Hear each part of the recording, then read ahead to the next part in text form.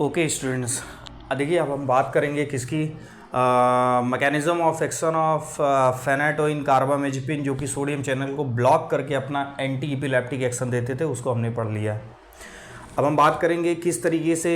देखिए जो overall epilepsy में जो भी एंटी इपिलेप्टिक ड्रग हैं, इपिलेप्सी की डेफिनेशन बोलती है कि इपिलेप्सी में आपका ओवरऑल एक्साइटेटरी न्यूरोट्रांसमीटर ज़्यादा होते हैं या तो इनहिबिटरी क्या होते हैं, कम होते हैं। तो ये आपका एक्साइटेटरी है, ये इनहिबिटरी है। अब आपका जो गोल ऑफ थेरेपी है कि आप एंटी इपिलेप्टिक ड्रग्स किस तरीके की आप बनाएंगे या किस तरीके से उनको एक्ट करना चाहिए, तो सिंपल सी बात है कि उनको एक्साइटेटरी न्यूरोट्रांसमीटर को वो कम करें। तो इस कैटेगरी में हमने पढ़ लिया कि सोडियम चैनल ब्लॉकर्स, जिसमें कि हमने फेनाटोइन, कार्बामेजेपिन और वैल्प्रोएट और ये सब पढ़ा, टोपिरामेट। अब हम बात कर रहे हैं कि अब हम जो इपिलेप्टिक में इनहिबिटरी न्यूरोट्रांसमीटर का लेवल क्या हो रहा है, कम। तो अब हम क्या करेंगे, दवाओं के थ्रू इनहिबिटरी न्यूरोट्रांसमीटर के लेवल को क्या करेंगे, बढ़ाएंगे। और in the central nervous system the main inhibitory neurotransmitter जो कि इपिलेप्सी में, इपिलेप्टिक सीजर में बहुत कम हो जाता है, को इंक्रीज करेंगे। And that neurotransmitter is nothing but GABA. Means if we increase the level of GABA into the synaptic cleft, so thereby it binds with more and more to their respective receptor and produce inhibitory action that we required as a anti-epileptic action. So normally this is GABAergic neuron. This black color neuron is GABAergic neuron. This neuron has capability to synthesize GABA neurotransmitter, which is inhibitory of category. So this is glutamate. Glutamate, in the presence of glutamate acid decarboxylase, converts into what? GABA. And this GABA is stored in the vesicle. And from the vesicle, whenever the stimulus will come, this GABA will release into the synaptic cleft, and either it is metabolized by the GABA transaminase enzyme into the inactive metabolite, or it is reuptaken by GAT1 reuptake transporter. So this GAT1 reuptake transporter takes the GABA from the synaptic cleft and throw it back into the presynaptic neuron. This is all happening in the central nervous system, right? Or the GABA, the fate of GABA is a three: either it metabolized through this enzyme into the inactive product, or it is reuptaken by the reuptake transporter GAT1, or it binds with their respective receptor and produce pharmacological response, or you can say the inhibitory response. Now the purpose of this the purpose of anti-epileptic drug, which acts by increasing the level of GABA into the synaptic cleft, that more and more GABA, ज़्यादा से ज़्यादा GABA synaptic cleft में available हो, तभी वो अपने GABAergic receptor से bind होकर इनहिबिटरी एक्शन देगा, जो कि हम एंटी इपिलेप्टिक की तरह उसको यूटिलाइज करेंगे। तो किस तरीके से हम कर सकते हैं, देखिए। The number one, there is a drug that is valproate. What is the name of this drug? This drug is valproate, that induces the enzyme glutamic acid decarboxylase, and this glutamic acid decarboxylase converts more and more glutamate into the GABA. So thereby their chances of the GABA to present in the synaptic cleft will become high. So this is the mechanism of action of valproate.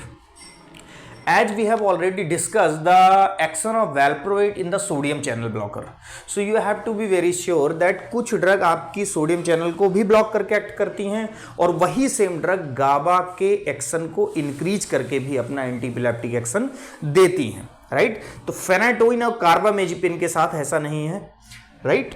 वो केवल sodium channel को block करके अपना action देती है। तो this is the mechanism of valproate. It inhibit this enzyme that converts, it induces this enzyme that converts glutamate into GABA, and thereby they increases the indirectly availability of GABA into the synaptic cleft, and so that increase the inhibitory action of GABA that we require as a anti-epileptic action. Number two is a drug tiagabin. This here I denoted from the dotted line. So tiagabin inhibit this GAT1 reuptake transporter.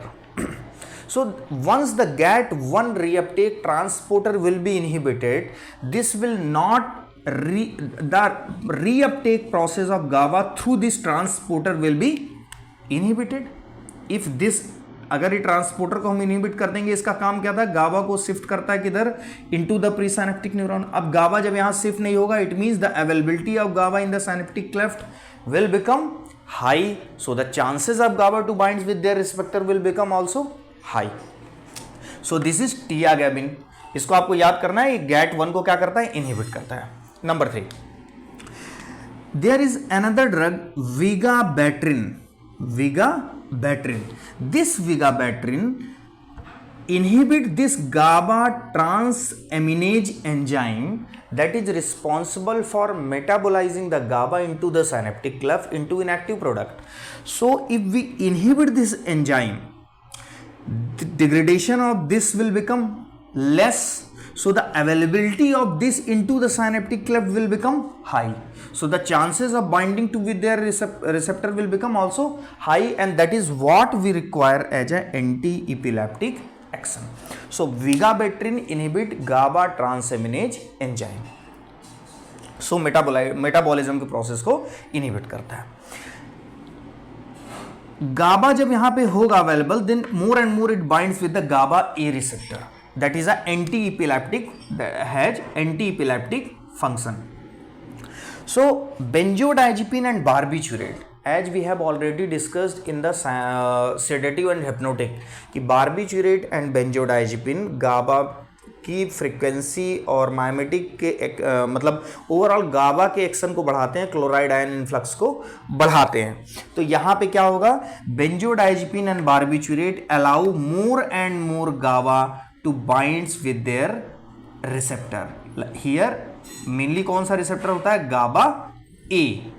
तो GABA A की हम बात करेंगे, GABA B की बात नहीं करेंगे. तो बेंजोडाइजेपिन एंड बारबिट्यूरेट, ये प्लस का साइन है, denotes the more and more GABA binds with their respective receptor. ये इसकी बाइंडिंग फ्रीक्वेंसी को क्या कर रहे हैं, बढ़ा रहे हैं. तो आपकी ये वाली ड्रग भी हो गई, राइट. अब when the from the glutamate, when the GABA is synthesized and is stored in the vesicle, there is a drug that gabapentin and pregabalin. These two drugs is responsible for more and more release of GABA from the synaptic vesicles, so that there will be more presence of GABA into the synaptic cleft. Gabapentin and pregabalin promotes the degranulation of, means breakdown of these